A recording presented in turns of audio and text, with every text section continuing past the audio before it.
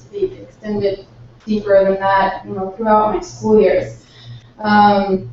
Because it was the physical proximity to Swami that really brought us the greatest joy.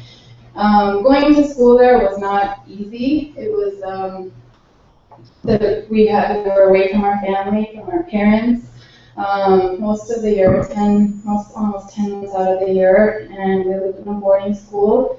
Very strict discipline, very rigid lifestyle, and food very restricted and different from home. So lacking all the comforts of home, so Swami's physical presence was really the joy of our existence. And of course, wonderful Swami had just the right, knew how to throw in just the right amount of fun to make our daily routine pleasant. So, for example, we just crave the highlights of our week. We would divide into Sundays and Thursdays because those were the days we got to go to darshan. And those were the only days we got to leave the school compound, so we got to leave and go to the darshan and see Swami. And I remember from a very early age that I felt so much love in Swami's presence. I have very clear memories of that from the time I was even 5. Particularly in the absence of my parents around, it was I gravitated towards that naturally. And I sensed that love, even though it was in darshan most of the time, and I was surrounded by hundreds of other people. I still felt enough of it that I, felt like I connected more with Swami on a physical level and as a parent figure more than God. So he would, every time I went for darshan, there was the joy of having darshan, and I loved listening to bhajans. The mandir bhajans, even at that time from a very young age. But then he would, every single time that we went for darshan, every Sunday and Thursday, he always would pass out little treats, like little sweets, or we never got fruit because it was so expensive. The only fruit we got to eat was bananas, so apples were a huge treat, or mangoes. And it was just, it was just the sweetest thing, nothing big, but just a token of his love, and just made our day, if not our week. And then he would, anytime it was our birthday, he would give Padma to every single child when it was their birthday, and he would take our letters and our cards that we would make for him. He would bless a tray of candy and throw it on us, and it was just, the highlight of your birthday or your year. And he would do other sweet things, like he would send us movies every month, these old VHS Disney movies like Pollyanna and what else did we watch? Mary Poppins and Sound of Music. So all these sweet little things that he would do that really, were so very much like a fond parent indulging, their child.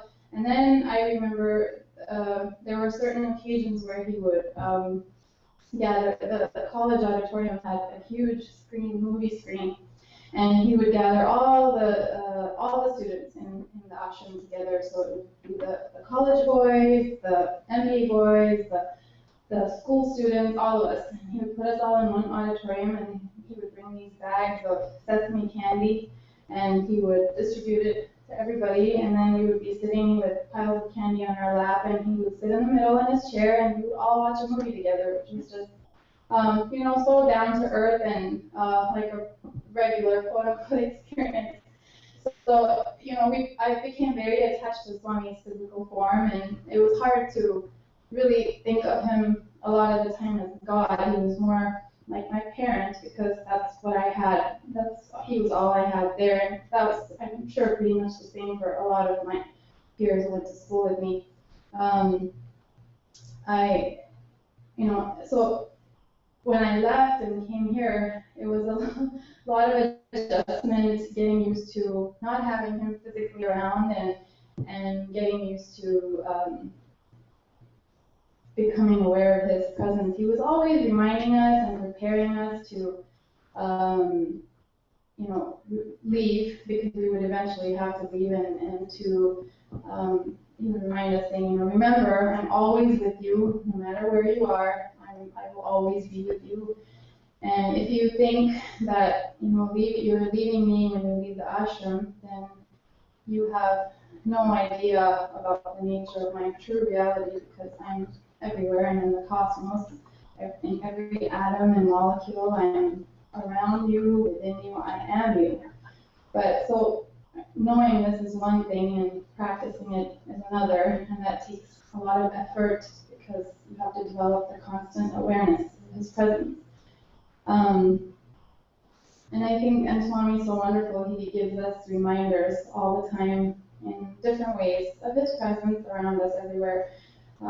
There's several ways he does this. He's always, I've heard, he comes in physical form. He's manifested in so many people's homes, in their cars, in his physical body, in different, far corners of the world. There's so many stories. I never personally experienced that, but I heard a lot of those stories when I was younger, and I prayed constantly for Swami to please appear in my house because I really, really want to see you. But everyone, different things are, Swami knows what's best for everybody, so I never got to have that experience. But another way that Swami does remind us of his omnipresence is when he appears in the form of other people. And I actually had the good fortune of having a personal experience with that. I was about maybe 8, and my sister was 7, the one who's just closest to me in age. And we were going to Uti school at the time. That was where we spent the first 5 years. And it was very expensive for my parents to travel back and forth with us. So they would put us on the plane, and then the air hostesses or the staff would, help us with our transfers, and then a relative would pick us up in Bombay and help us with the rest of the journey. So on our way back one time from school, we were coming back for summer vacation. There was some delay in our flight from Bombay to London, and we missed our connector flight. So the staff member was British Airways. She was, running around trying to get us on another flight. And in the meantime, my sister she used to suffer from a lot of ear infections, and she had developed a fever. And as we were standing around waiting for this staff member to help us or figure out what to do with us next, my sister started crying more and more and more, and just at one point howling unbearably. So she took us to the airport doctor, and the doctor took a look in her ear and said, there's a lot of pressure behind her ear, so if you put her on a plane, her eardrum will probably pop. And that's not the end of the world, but it's going to be very, very painful for her, and probably is not the best thing. So then this lady said, well, I don't know what to do with them. They're here, they've missed their flight, they don't really have they're traveling by themselves, they don't really have anyone here that can help them. And he said, well, I don't recommend that that they go, and they should be here for at least 2 days. So they took us back to the staff headquarters, and I guess she was asking around what my sister and I were just. I'm kind of an anxious person, and I was really paranoid about what was going to happen. And all of a sudden, we're waiting around, and this Indian lady shows up, Punjabi lady, to the front, and she said, my name is so-and-so, and I heard there's 2 little girls here who need a place to stay for the next 2 days, and so can I take care of them?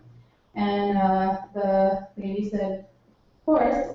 We are really desperate for a place to put them, and let me contact their parents. And it's not like my parents really had much of a choice, because they were all the way in LA, and we didn't know anybody in London. So this lady took us to her home for 2 days. She had a husband and a son, and she cooked all these fantastic meals for us, and her son, played all these games with us. My sister even felt better on the 2nd or 3rd day, and they took us to the zoo. And we had a fantastic time. And then when it was done, she put us on the plane, and we came back home. And my mom was just shocked. She couldn't believe that. So she said, "Oh, it's Swami's Grace, Swami's Grace," and we said, "Yeah, sure." Because I mean, we were so young. I was just grateful that we had, we had somebody who helped us out. So when we came back, my mom had written this letter and had a little gift for this air hostess or staff member, British Airways staff member, and her name was Bala Sood, because I remember that because my mom had addressed in big letters all over these packages, and we came, or a card, whatever she had sent, and we came back and we were asking around the airport, and they said, "No, we never ever had a staff member by that name. This is just 2 months later."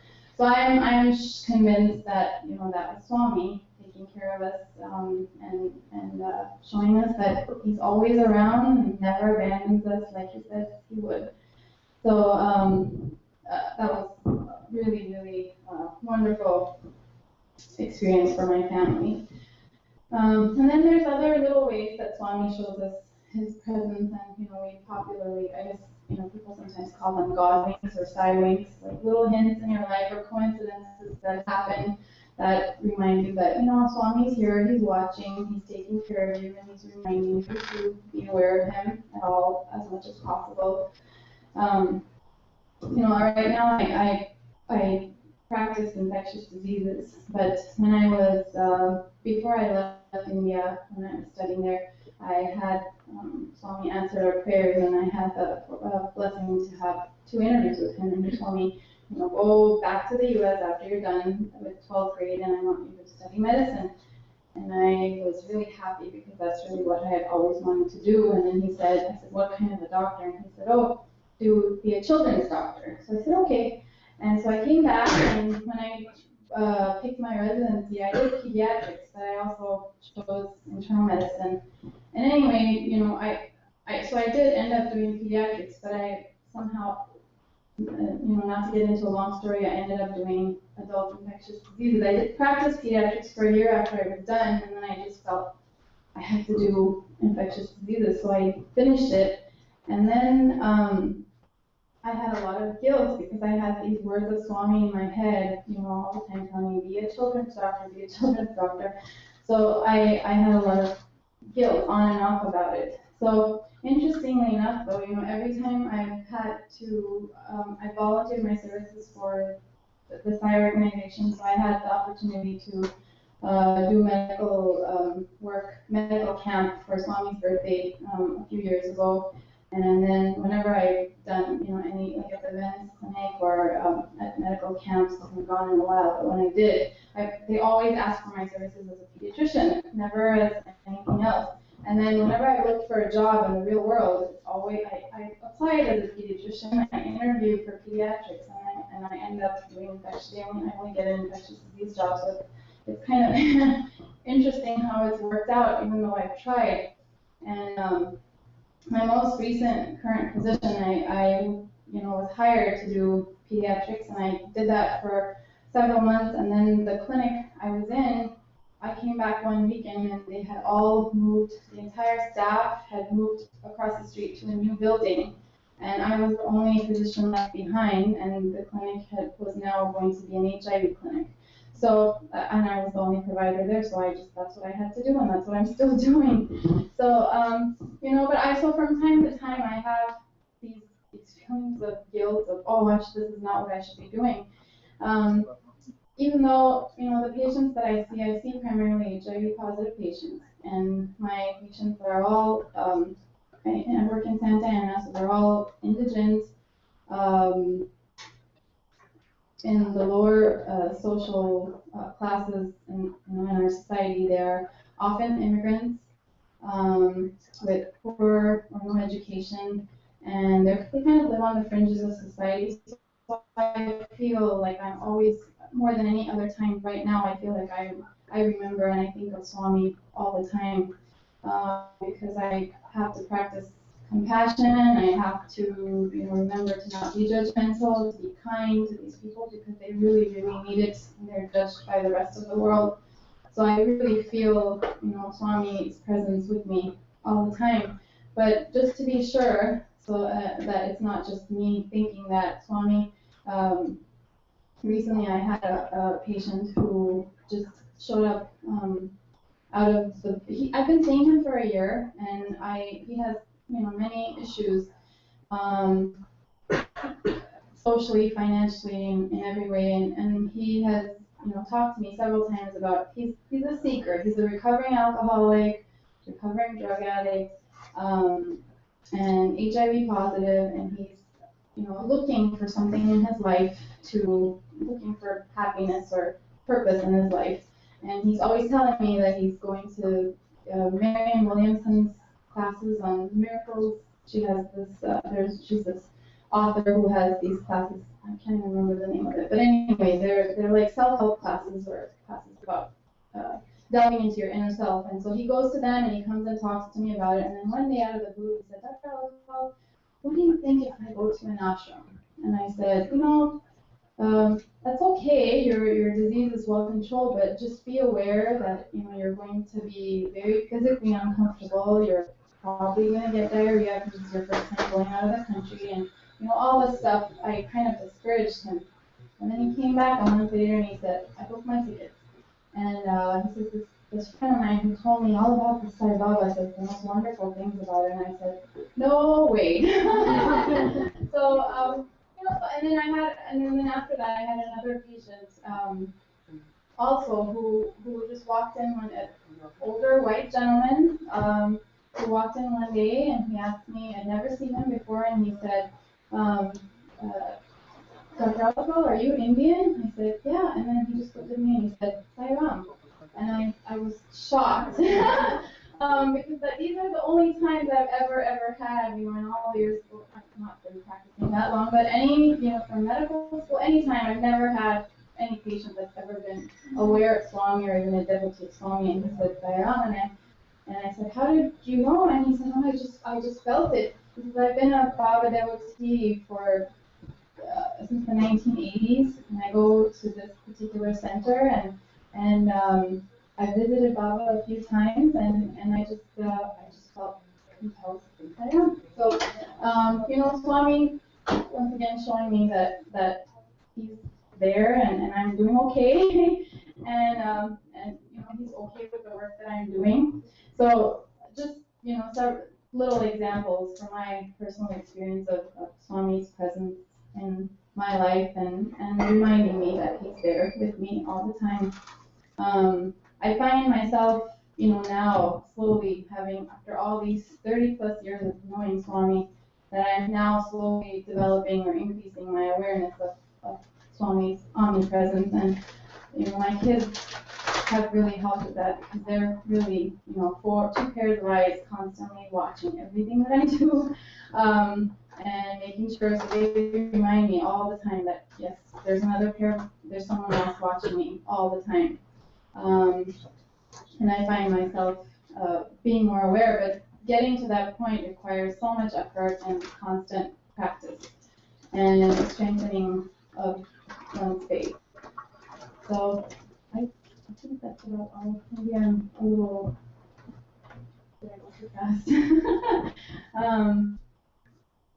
That's pretty much all I was going to say. And just, I'm sitting here looking at all of you adults, and I was a young adult, which was a long time ago.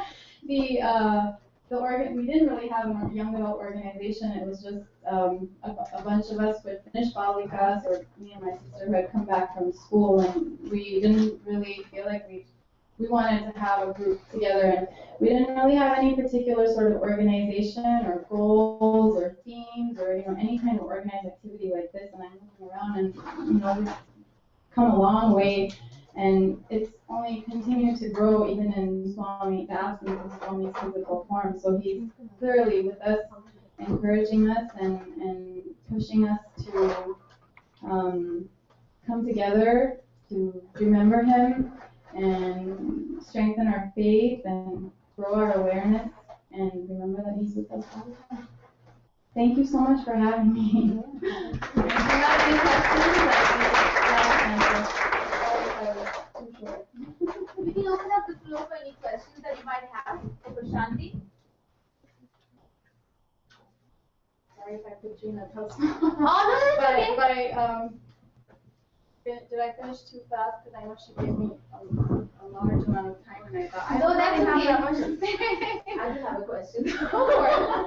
So we were discussing in the workshop just before you arrived, where we had to pick up topics and talk about it. And one of the topics that came up in my team was doing what you like and liking what you do, and how if those two are separate things, how do you deal with it? So you said how you want to do medicine internally, and then Swami said do medicine.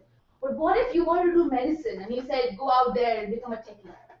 So this is the thing. I've been told this before. When he told me this, I was already about 16, and I had made a decision when I was 5 that I wanted to be a doctor. I didn't really know what it implied. No one in my family are physicians, so I just feel like it was a very strong inner calling. That's what I had to do. But everyone told me, don't ask Swami if you're not willing to do what he tells you. And I actually know of. I have met a couple of people who they were in medicine, and he asked them to pick a different specialty that they had originally not planned to do, and they just did it, and now they do fine. I think you learn to but you have to make that commitment when Swami tells. If you're going to ask him, you better be willing to do what he tells you to do, because then otherwise don't ask him. Yeah. and I also think that, no matter what you do in terms of your work, and many of you probably already know this, but there's so many factors that go into making it enjoyable. There's always something meaningful you can find to do in your work.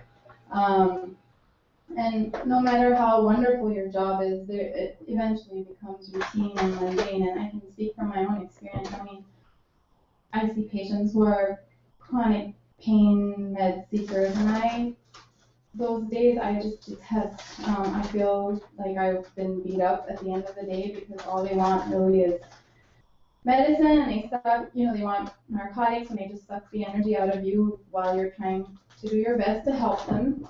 And so there's lots of days like that, but it's, all you need is one person or one patient or, here and there to feel like you're helping somebody or doing something fulfilling or doing something that you enjoy. And it's also the people around you that make a difference.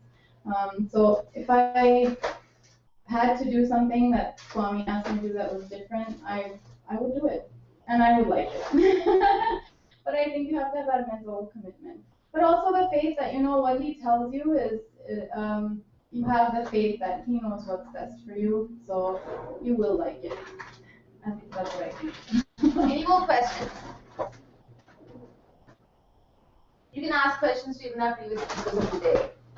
We didn't have a chance to do that. Dipti, Chandni, Sairam, and Prashanti can all take questions. I have 3 questions for Prashanti. Please go ahead. Even though I get to see Prashanti, at least once in a quarter, I don't get an opportunity to put her on the spot. So this is my chance. My first question is, you shared a story about how Swami, used to watch movies with you, and that was a very memorable experience. Can you share any other such memorable experience? That's one. Mm-hmm. Can I ask all 3 now, or should I? Sure. You mean in terms of how he was just like a regular interacting with you because on a day-to-day level? Right. I think just little things. He would come and have meals with us. This was much early on, before when the crowds were still small and there was just only sand in Prashanti Nilayam, no Kulwant Hall or even the arches. None of that was. It was just sand. And he would come and have meals with us, and they would make, all the best food. So we would love it when Swami would come to have meals with us because we got all this fancy food. And Swami would sit and eat with us just like everybody else on the floor. I remember one time, and then just, whenever we were practicing, we were putting on plays for festivals. If we were practicing, he would come and visit and tease. Very lovingly tease some of the little kids, or about improving something here or there, or we would practice. We had a sports meet every year that we put on, and he would come to our practices, and sometimes he would say very profound things. Like one time we were doing these formations with rings, and we were making waves, and he said, "Oh, you look like the waves in the cosmos." So just little things like that, and we always loved it. We would have all these little races, like three-legged race, and what is that? Carrying a lemon in a spoon, and racing and all this stuff once a year.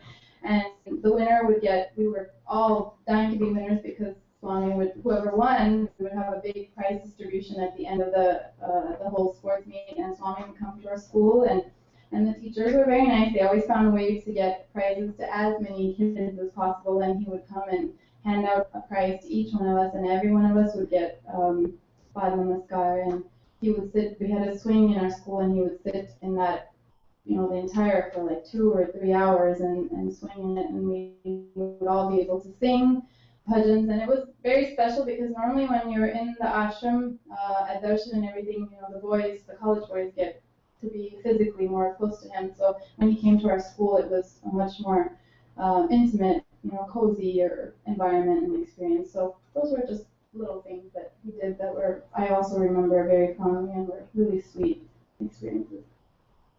Thank you. Just one more question. Okay, sure. I'm just giving them time to think for questions. Give it up, you guys. So I'm putting pressure on them that at least we should get one question from the audience. Swami has always said that his life is his message. Having grown up with Swami, what message did you get from him, watching him in action? Just looking at him and experiencing him.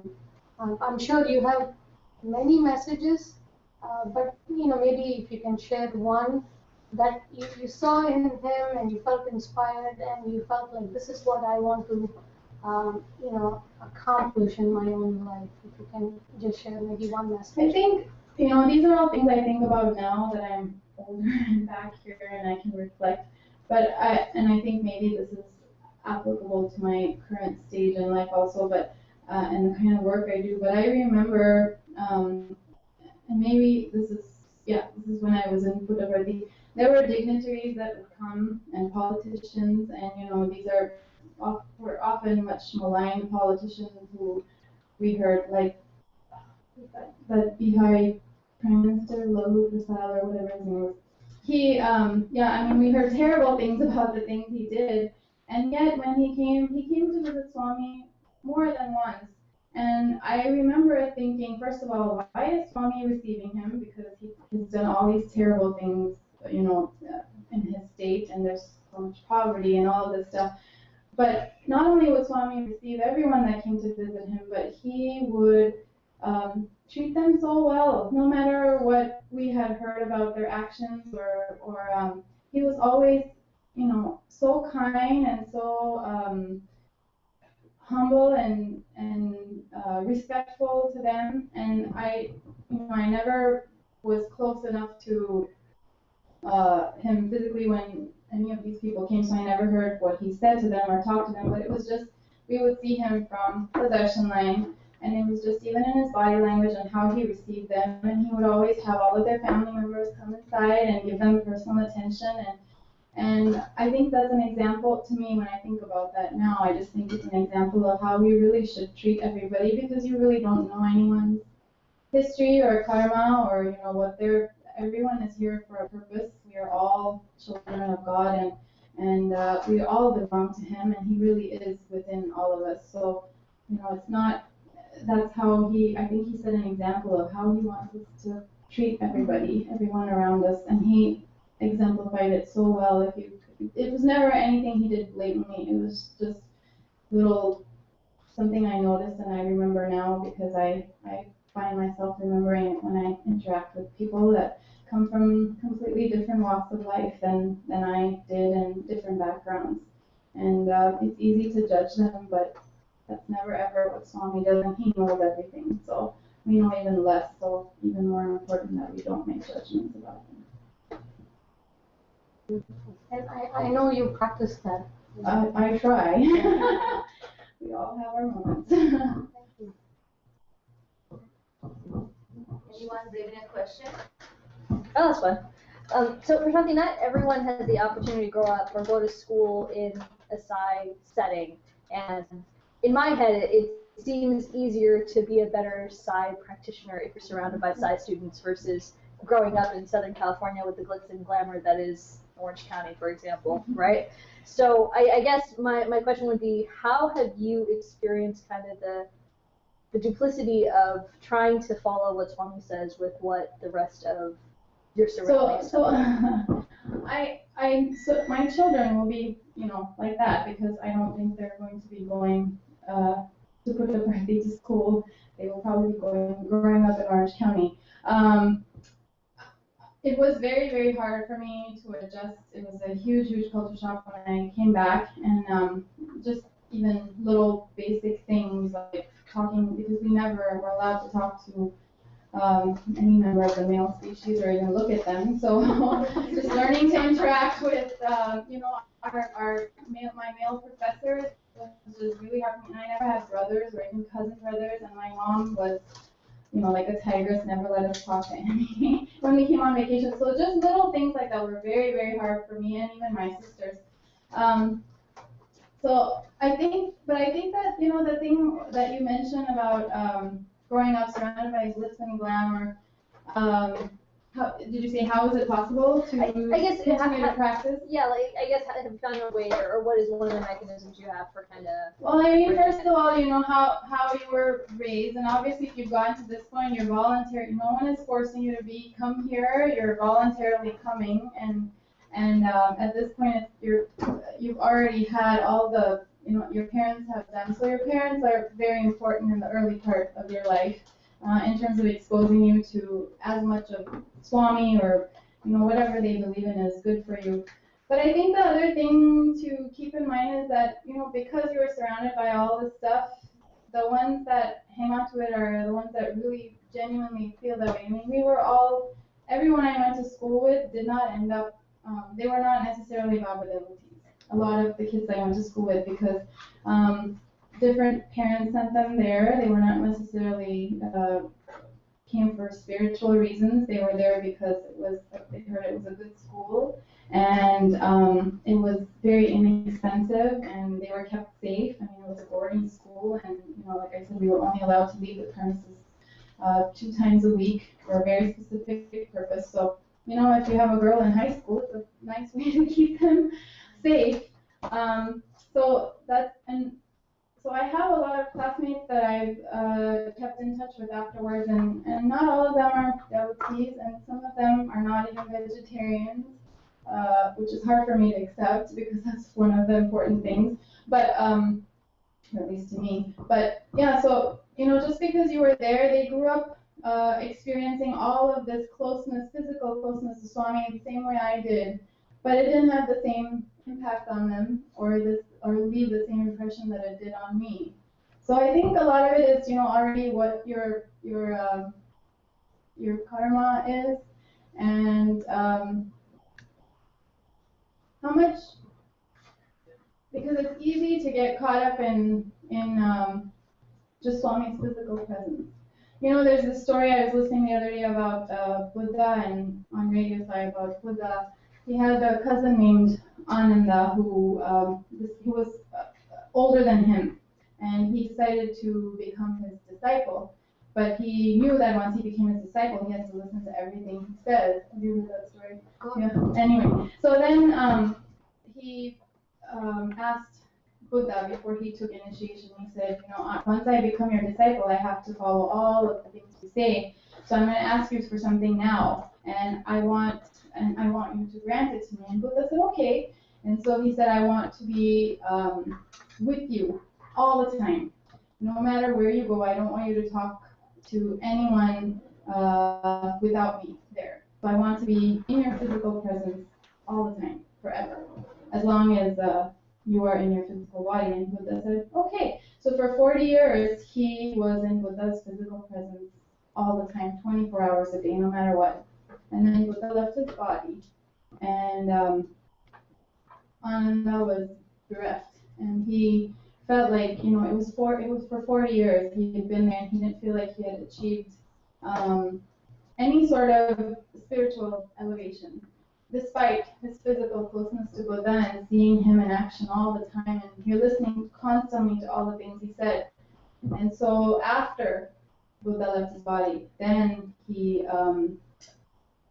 had this intense grief and went into this deep meditation because of this grief. And that's when he had this realization of the spiritual enlightenment that he had been missing for 40 years because he was so caught up in this physical presence of Buddha. So I guess I don't know if that necessarily answers your question, but it sort of just is an example to me that, you know, physical proximity, nearness to Swami is different than dearness to Swami, and that's really what your focus should be. And it's individual karma and individual effort, regardless of where you are in the world. And grace, of course. Alright. Just summarizing all the speakers that we listened to today. Dipti spoke this morning about how she learns to live in the present with positive affirmations and sees Swami in all of her daily activities, from cooking to work to traveling to being a good parent.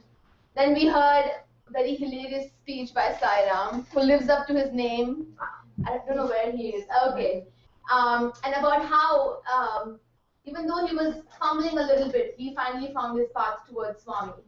Then we heard Chandni's experiences about how she always wanted a Pada Namaskar, and she finally found her answers to the questions she asked to Swami. And then we heard Prashanti speak about how her service to her profession is manifestation of what Swami had planned for her.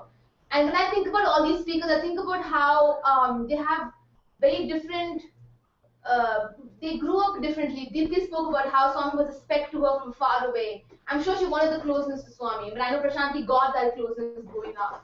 And Sai-Ram was right there. He could have gotten the Pada Namaskar to Swami, but he was screaming or whatever, and Chandni always got the Pada Namaskar. So you could see how the contrasting desires in all of us, but the one thing that holds all of us together is the fact that despite these contrasting desires, where we are born, where we are raised, one thing that holds us together is that Swami is here and is always around with us, no matter who we are and where we are. So I'd like for us to take that message home as we wind up for the day. We're not done yet. Summarizing for the day. But we're going to be breaking for coffee and refreshments for about 15 minutes now. And then we come back for a service project, and then we'll have bhajans after that.